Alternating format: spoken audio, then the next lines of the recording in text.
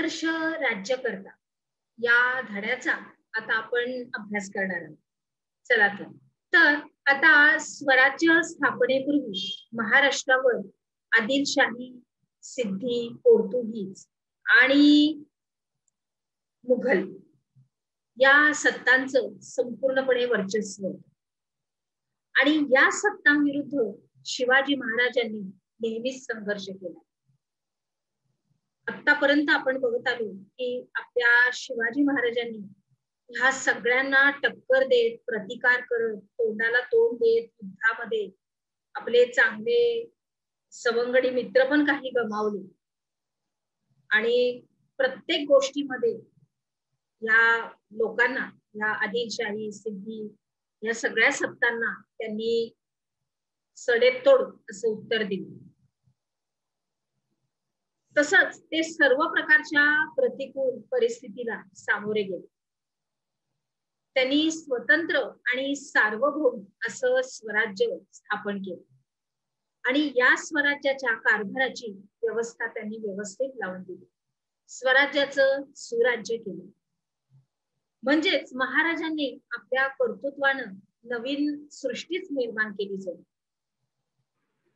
कारण प्रजा अतिशय रांजली, गंजलेली, कंटाळलेली, त्रासलेली, छळलेली अशी होती. परंतु शिवाजी महाराज यांच्या रूपामध्ये या प्रजेला एक आशा दिली आणि त्याच्यामध्ये आपल्या शिवाजी महाराजांनी त्यांना कुठेही कमतरता पडू दिली. नेहमी प्रजेचं हितच बघितलं.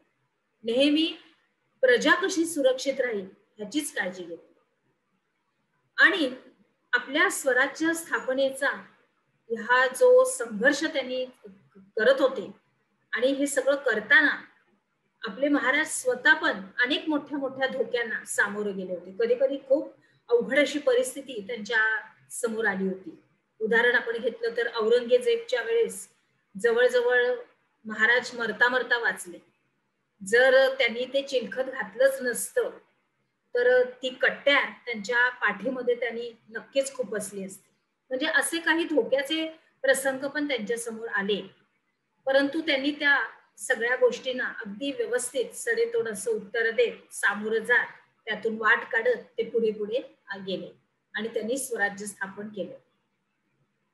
आता आपण बघितलं तर अफजल खानाच्या भेटीचा प्रसंग, पन्हाळ्याचा वेढा, शाहिस्तेखानावरील छापा, आग्र्यातून करून घेतलेली सुटका, हे सगळे त्यांचे प्रसंग अतिशय मोठ्या जोखमीचे होते. आणि त्यांनी या सर्व प्रश्नावर यशस्वीरित्या मात केली होती आणि त्यातून ते सुखरूप पण बाहेर पडले होते. आता आपण बघितलं तर संघटन चातुर्य. तर स्वराज्याच्या या कार्यासाठी महाराजांनी आपल्या सभोवती लोकांना नेहमी प्रेरित केले.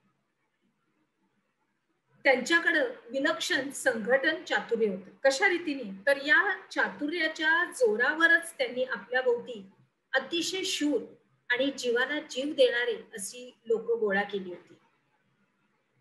म्हणजे आपल्या प्राणाची जरा सुद्धा पर्वा न करता जोखमीमध्ये किंवा कामगिरीमध्ये स्वतःला झोकून देणं. मग त्याच्यामध्ये ते स्वतःच्या प्राणाची सुद्धा पर्वा करायचे नाही आणि आपलं कर्तव्य पार पाडायचे. आता आपण बघितलं तर अफझल खानाच्या भेटीच्या वेळेस अत्यंत धोकाच्या क्षणी बंडा सय्यद यास ठार करणारा जीवा मारला. तुम्हाला माहित आहे की औरंगजेबाने जेव्हा मारत होते शिवाजी महाराजांना, त्यावेळेस शिवाजी महाराजांनीच त्याला मारले.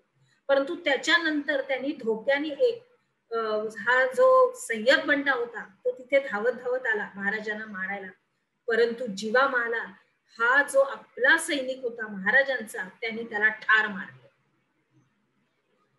त्याच्यानंतर पन्हाळगडाचा वेढा ओलांडून जात असताना शिवाजी महाराजांच्या भूमिकेत वावरणारा शिवा काशीद हा मुलगा, तो मुलगा होता, लहान होता सैनिक वयाने, त्यांनी आपले प्राण गमावले आपल्या महाराजांसाठी.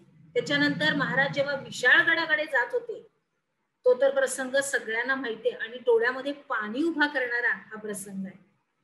की शत्रूंची वाट अडवून धरणारे बाजी प्रभू देशपांडे जर तुम्ही पाहिले तर आपल्या डोळ्यात पाणी येतं. कारण बाजी प्रभू देशपांडेने आपल्या जीवाची जरा सुद्धा पर्वा केली नाही. त्यांचं एकच उद्देश होतं की महाराज गडावर पोचल्यावर 3 तोफांचे त्यांना सलामी देणार, म्हणजे ते समजणार की महाराज सुखरूपपणे गडावर पोचले. आणि अतिशय तो प्रसंग आपल्या समोर जर आला तर आपण ते आपले पण अश्रू आपण आवरू शकत नाही. त्याच्यानंतर आला पुरंदरचा किल्ला.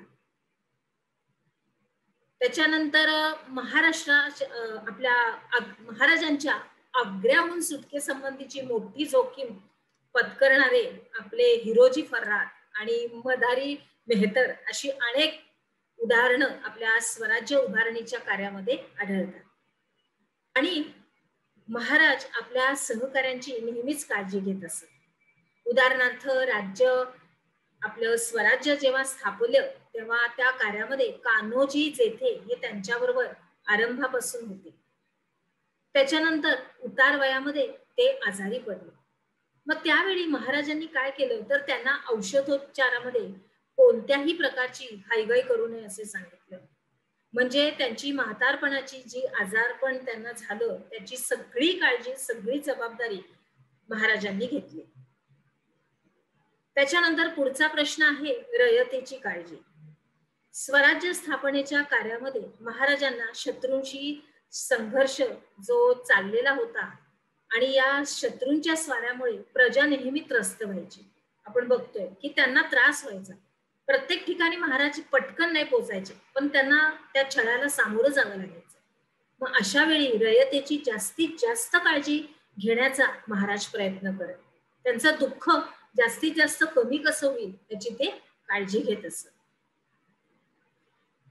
आता बघूया आपण की आपल्या प्रश्नोत्तरांच्या विभागामध्ये आपण काय शिकलो. आता आपण बघूया की आपण काय शिकलो. या उपक्रमामध्ये टिपा लिहा या अंतर्गत तुम्हाला संघटन चातुर्य याच्यावरती लिहायचं आहे. अर्थात तुम्हाला तुमच्या वहीमध्ये ह्याची नोंद व्यवस्थित करून ठेवायची. चला तर मग आता आपण पुढे बघूया